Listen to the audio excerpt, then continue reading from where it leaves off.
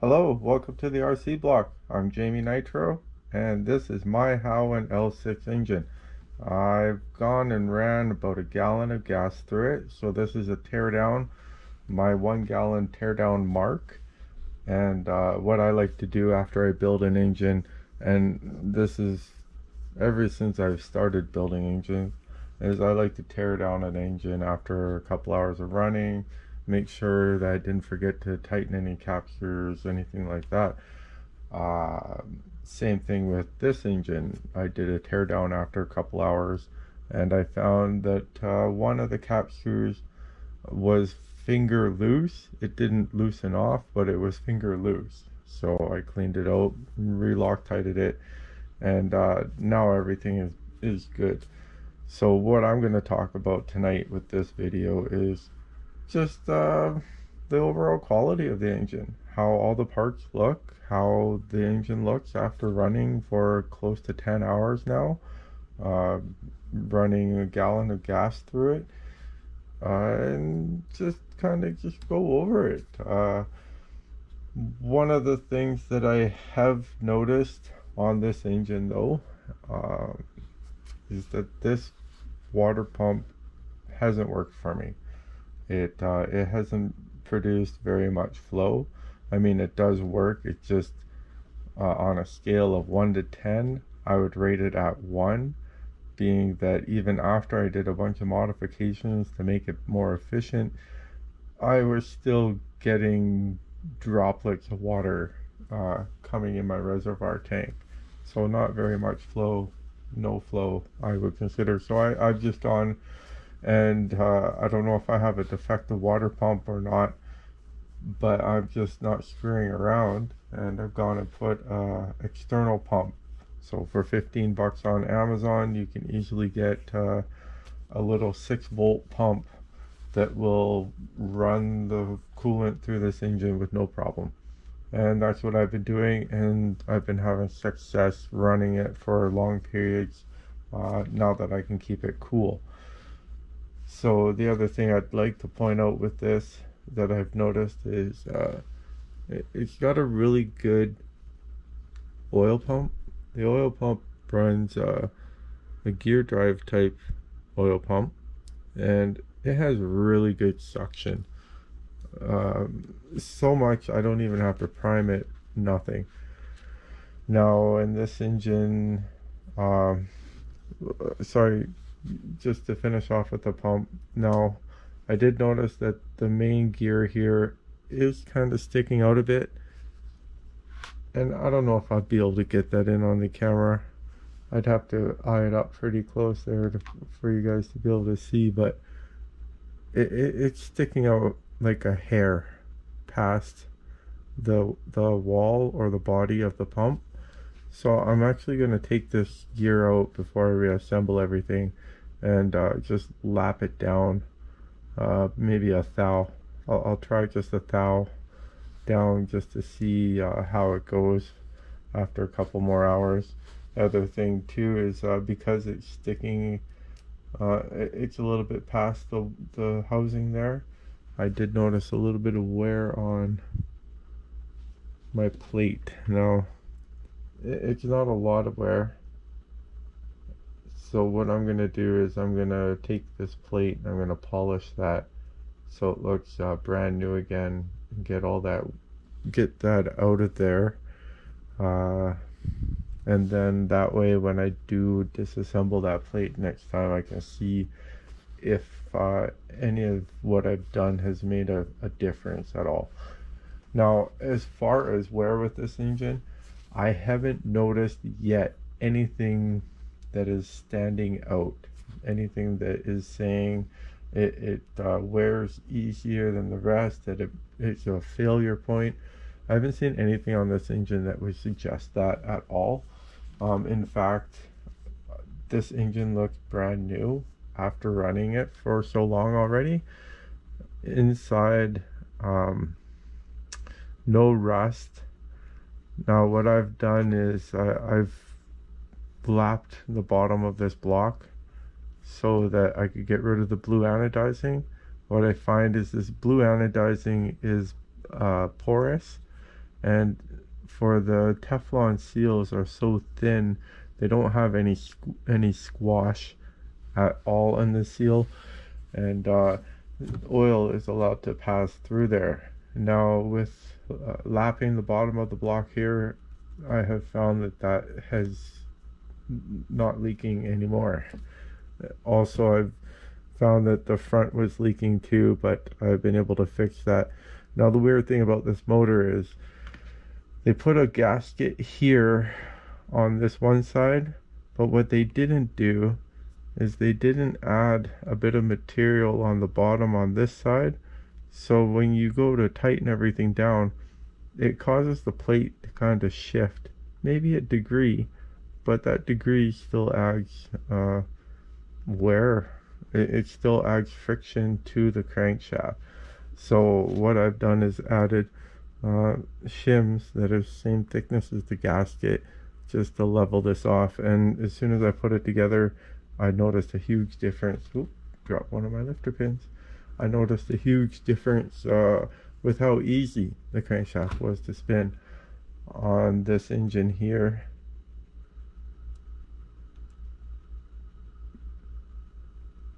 On this engine here, it spins incredibly easy. I could spin this by the little pulley. Like, it's not hard to spin at all, which is great. I am mesmerized by the way these pistons move too. I just love it. Now, these oil injector rods here, the splashing system works very well as long as you're using thin oil. I'm using an OW16 weight. As long as you're using a thin oil, I find that oil travels up here very nicely, lubricates everything nicely there.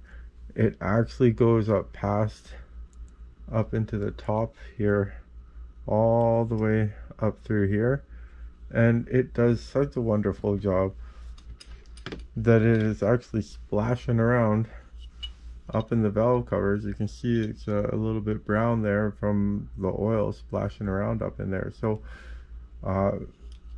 very good job on the oil delivery system. The motor creates a lot of pressure, and it's able to push the oil up there pretty good.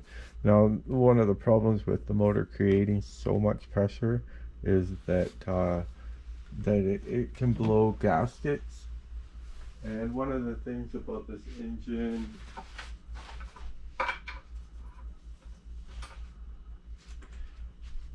they made the gasket on this engine very thin, and what happened on mine, it blew out on me.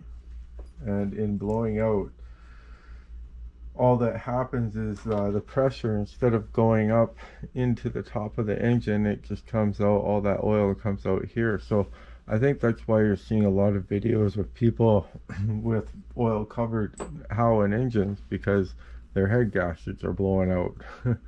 But may not be the case. Now, Sterling Kit has been actually very amazing at getting me new head gaskets. So they delivered new head gaskets for me. I got 2 here that I'm going to install when I put back together this engine. And what we're going to try and do is, seeing as one gasket caused it to blow out so easy, what I'm hoping is with the 2 gaskets, it's going to provide enough squash or pressure to keep it from blowing out. It's easy. Now, one of the ways that Howin could have prevented this in the first place is if they would have added maybe an extra screw down point at this point of the motor here. Let's see here, where does it go? Yeah, there's not too many places. So they would have to add another screw hole to strengthen this up to prevent it from blowing out. I don't know how they would do that, really, but the reason why this blows out is that all of the pressure is being held down around the cylinders, and nothing is being held down even close to the edge. So even if these screws were located just a little bit further out, that might help bring enough pressure down to keep this edge from blowing out, because it's only on the very edge. Now this is not a very thick gasket, it's literally paper thin, so that might be the problem too. It might be need to be thicker. Now I have dabbled in making my own head gaskets, and this one here, as you can see, you know, while waiting for shipping of the new parts, I went out and made a new head gasket. Now even with this head gasket, and this is the head gasket that you saw that I had in the video of me running, and it ran for that whole 5 hours on this one gasket. And all that happened was in this area here blew out, and in this area, and that could very well likely be that all I have to do is try to bring the punch in a little bit more the next time I have to go and make another head gasket. I have quite a few of these that I've made, just in case, you never know. So, but in any case, I really want to try what Sterling Kit sent me. I really want to see if this is going to help customers out, because not too many people have the tools and know-how to be able to just go and make these easily. So that's what I'm doing with the head gaskets right now, and hopefully that works. I will keep everyone posted on that. And yeah, so as you guys can see, everything's looking good on this engine so far. Nothing bad happening on the inside the cylinders. Everything, the oil is getting where it wants to go. The splashing technique of the oil for this engine seems to be working very well. As you can see inside, it's very nice and shiny and wet. That's because lots of oil gets around in there. Everything is nice play. If you go, yeah, just really nice little backlash there. Tells you everything was put together nicely on this engine. And it also goes to show like the quality of this engine. I mean, you can't have this many moving parts together and you still have everything so precise and running so nice. So yeah, everything on this bottom half is really good. Nothing stands out, nothing to really speak about other than like the water pump and what I'm gonna do with this gear here. And I think that's worth noting to check that out. Also, I'm going to be taking for this cover that goes right here. I do notice a little bit of oil does leak out, and it's a good chance it's because of how porous that is. I don't know if you can see that on the, like, it's not nice and smooth and machined. It's like porous, and it just doesn't allow a good surface to seal for that gasket. And I mean, the gasket is just a thin piece of Teflon. Now, I do like the Teflon gaskets. They are very nice. You can reuse them. Very nice gaskets. But yeah, I think what I'm going to do to see if it helps at all is I'm going to take and lap this down on a piece of glass, just like I did with the block here. Also, like I have with the back of the block too. So for this part here, in the wet starting area, I went and lapped that area down to keep the oil from leaking out there, and that's why my motor doesn't look dripping wet with oil in the videos. I think that really helped, so it's worth noting. That's one of the reasons why I'm mentioning it to everybody now. Okay, so here's the bottom of the oil pan. Now there's no metal pieces in there. It does look like there's like maybe a little bit of bronze dust, but that is from the bronze bushing. And then all this is just black carbon, so nothing major to report there. Now what I've done is I've blocked off this back piece. I think I'm going to get a Y connector though, and have it connect into my oil filter and then have it go up that way. But for now, until that piece comes, I'm just doing this, and I mean it's working fine right now.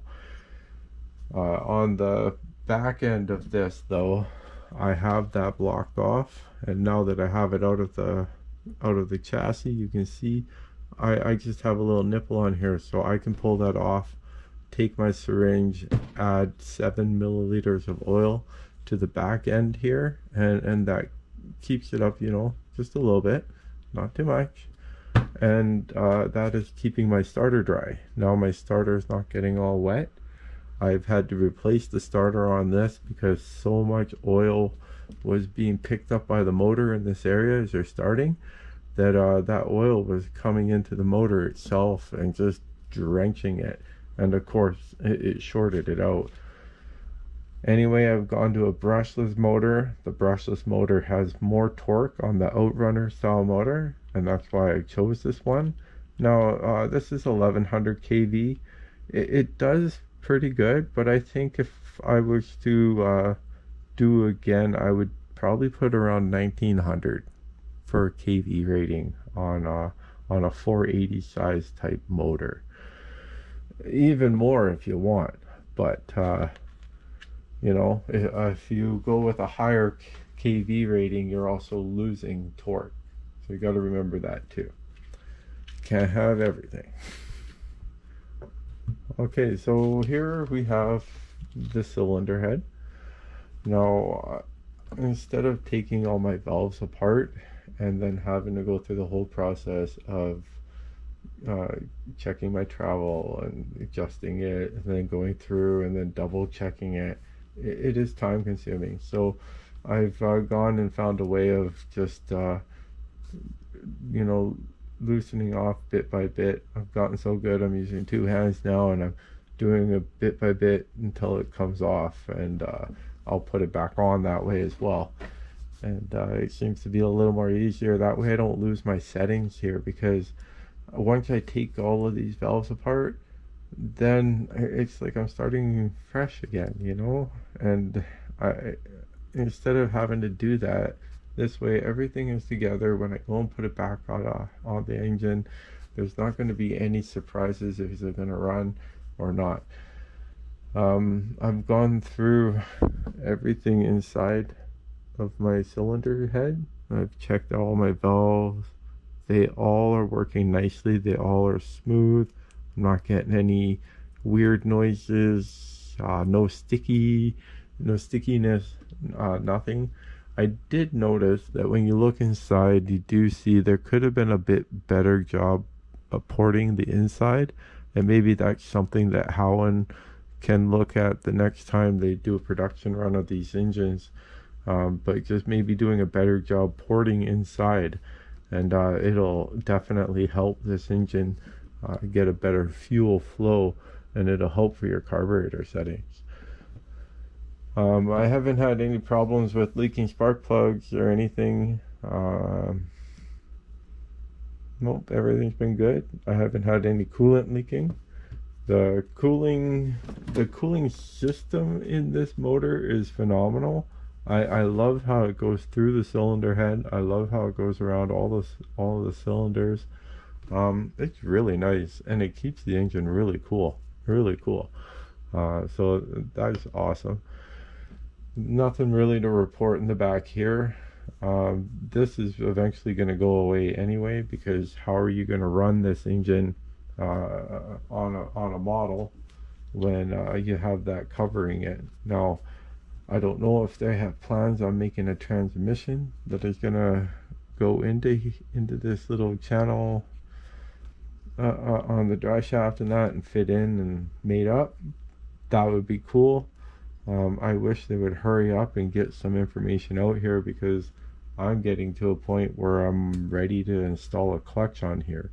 Now, if you're going to run any type of a clutch, the problem you're going to run into is you're going to have this big long shaft sticking out, and how are you going to get your clutch nut in there and be able to screw on whatever type of clutch bell you're using? You're really gonna have to cut this shaft off. So I'm hoping that Howin or Sterling Kit or Engine DIY, somebody can get together and let us know sooner than later if there's plans for a transmission to go on here, and that's why it's left like this. Otherwise, I think I'm going to have to bite the bullet and actually cut the shaft off so I can adapt a clutch on here. I don't want to do that, but please, if anybody knows of a transmission or what is going on with that part of the motor, that would be fantastic. I really, really want to know. So, yeah, that's that. The headers are coming along nice. I'm going to give them another polish. I'm asked about maybe getting a 3-way split dual headers for this. That would be phenomenal, because then we could do dual exhaust system. The carburetors, really the only pet peeve, or the only thing I can complain about with these carburetors, because these are the best carburetors I've ever seen in the hobby industry and that I've ever played with, is that the needle inside doesn't have very much of a taper.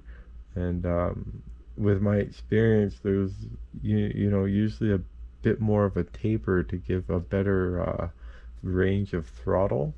So I'm still playing around with the needle settings on these carburetors and trying to find, you know, my happy spot. Now yeah, I just realized where my green O-ring goes. So yeah, one of the reasons why my headers are off today is because I found this random green O-ring on the floor. And I thought to myself, well, where did this random green O-ring come from? And one of the few places that use a green O-ring is here, but also here. So now I know where that green O-ring goes. There. So I can put that back on later. So anyway, there is a kind of whole look at the motor torn down after it's been running for a while. Everything is going, I guess, according to plan, other than the water pump. Everything on this motor is met and exceeded all of my expectations. The sound of alone, I can sit there and listen to this motor all day long. It sounds so nice. It doesn't have that whiny nitro engine sound. It sounds like a real engine. It's just a treat to run and own and operate and work on. And the more I work on it and play with it and start it, the better it sounds, the more fun I'm having, and the easier it is to operate. I don't have any problems anymore getting this thing to run. I know now that once I put everything together, this thing is going to fire up in one shot. Not even trying. It's getting to be that good.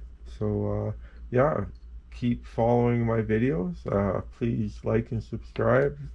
And, keep watching for next time and get some more good videos up for you guys. Thank you, and take care, and happy building. Bye for now.